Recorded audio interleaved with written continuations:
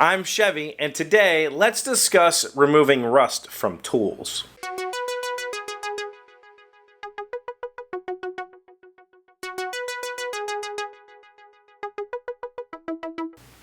Hello friends, welcome to the shed. Today is Wednesday, and yesterday, which was Tuesday, I asked a question on Twitter about what would you like for me to talk about on the shed, and one of the questions was a perfect bit for today's show, which is Workshop Wednesday. The question was asked by Daryl Louder, a friend of mine, who wanted to know how to remove rust from drill bits, old drill bits.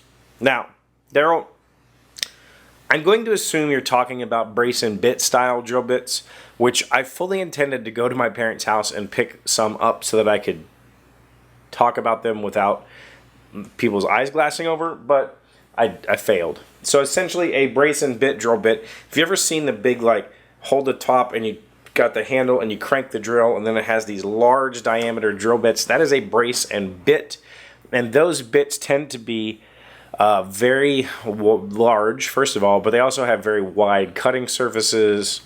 They're made for low-speed drilling, and they bite. And that's typically what I would see somebody spending the time to refurbish, because they probably were, belonged to grandpa or something, and you want to preserve his memory. If we're talking about just regular old drill bits like these, they're typically not worth rescuing. I bought this set of 7 drill bits at Ace Hardware for like $10. And yeah, I would just replace them. But if you have old tools in particular, and this will help you with your drill bits, there is a very easy, low effort solution to your problem.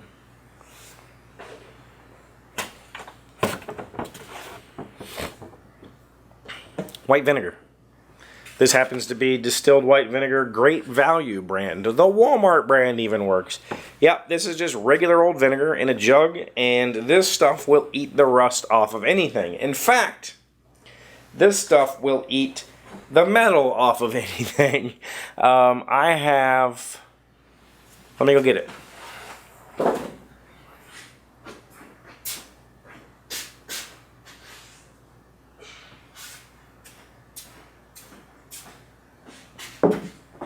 This is a solution that I keep in the shop,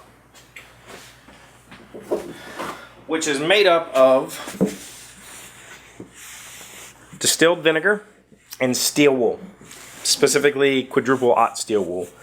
I only use quadruple aught steel wool because it's quick to dissolve, but you could use any iron. Lots of old guys use nails and all sorts of stuff, but essentially this is just vinegar and iron. Specifically, that is now iron oxide, which is rust.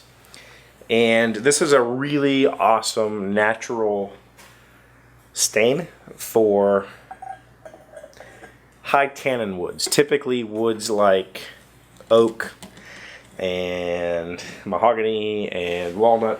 Anything with a lot of rich color is going to have a lot of tannins, and the iron in that solution will react with the tannins and impart a nice dark tone. I've used it on all of the furniture in my house, which was all made out of pine, and pine does not have a lot of tannins, so it doesn't work well with pine.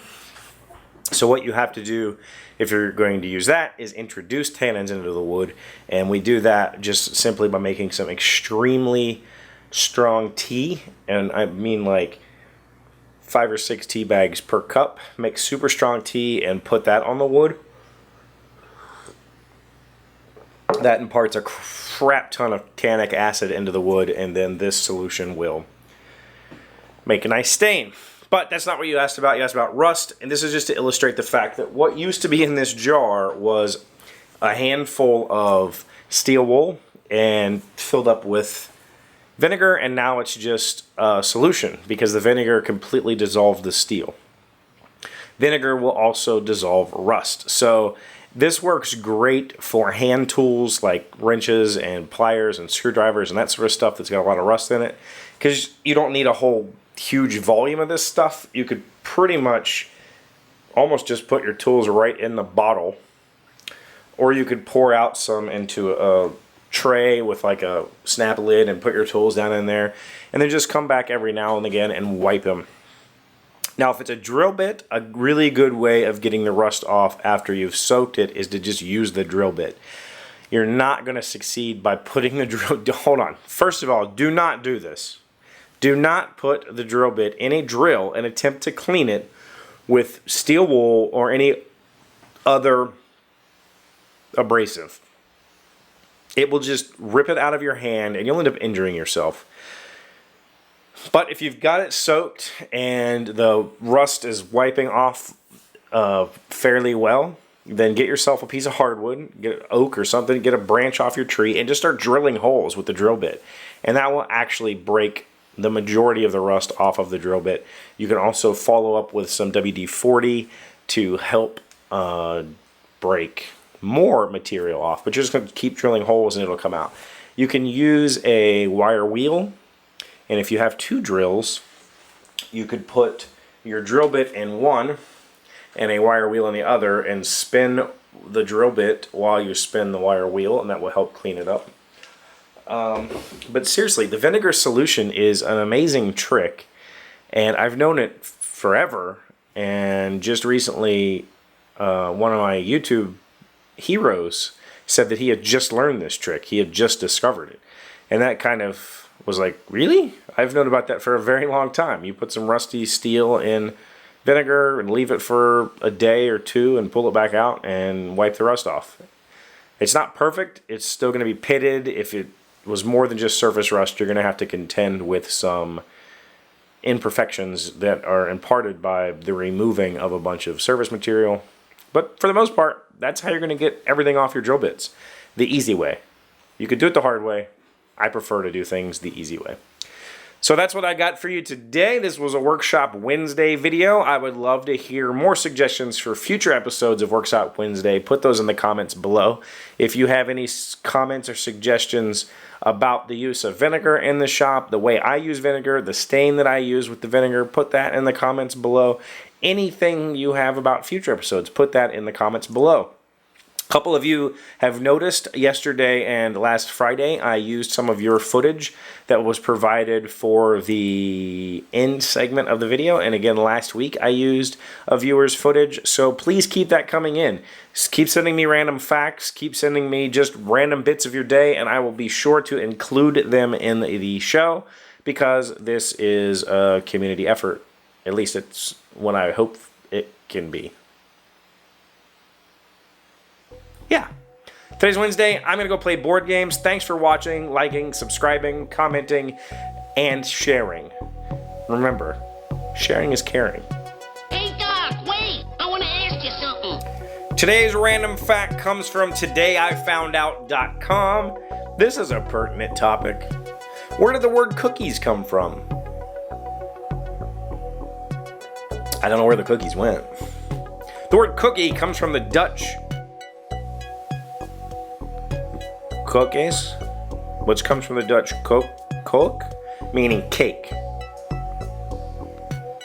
Some of my Dutch fans, please tell us how to say that word.